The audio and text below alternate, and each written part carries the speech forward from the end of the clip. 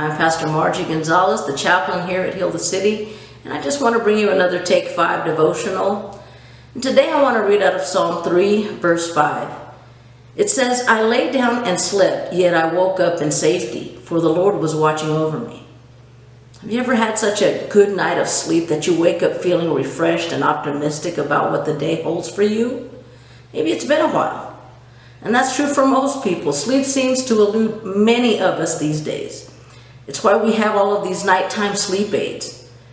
Here's a fun fact. In the last 10 years, the amount of money spent on over-the-counter sleep aids has more than doubled, from $217 million to $437 million. And that tells me that sleep is hard to come by these days.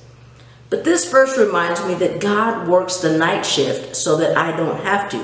While I sleep, the Lord watches over me. And the writer here says, I lay down and slept. The writer here is King David of the Old Testament. And he writes these words while he is literally on the run from his son Absalom. See, Absalom was trying to take over the kingdom. He wanted to take reign. And so David's life was in danger. But in the middle of all of this, David says, I lay down and slept. What an example for us today. The reason so many people can't sleep these days is because their minds can't get still, can't get quiet. They're worried about money, relationships, careers, kids, grandkids, etc. And all of these other things. And most of us aren't literally running from anything. We're not really hiding from someone who wants to kill us like David was, but the Bible says that he laid down and slept. David was able to sleep because he knew that he could be still and know that God is God.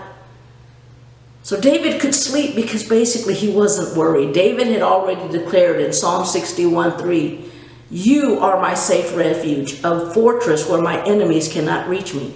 David knew that God was his safe place. He slept and he rested because he fully trusted God. David says, I lay down and slept, and yet I woke up in safety, for the Lord was watching over me. We need to learn to trust God with all of the things that are keeping us up at night. We need to learn to trust that God is still in control. We need to trust that while we're sleeping, God is actually working the night shift, that he's not asleep. He's not resting. He works so that we can rest. And so you need to know too that you can cast your worries on God because he cares about you. And he's working while you're resting.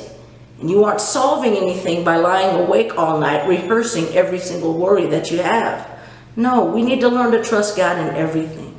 Psalm 121 verses 2-4 says, my help comes from the Lord, who made heaven and earth. He will not let you stumble. The one who watches over you will not slumber. Indeed, he who watches over Israel, and you can put your name in there, by the way, the one who watches over Israel never slumbers or sleeps.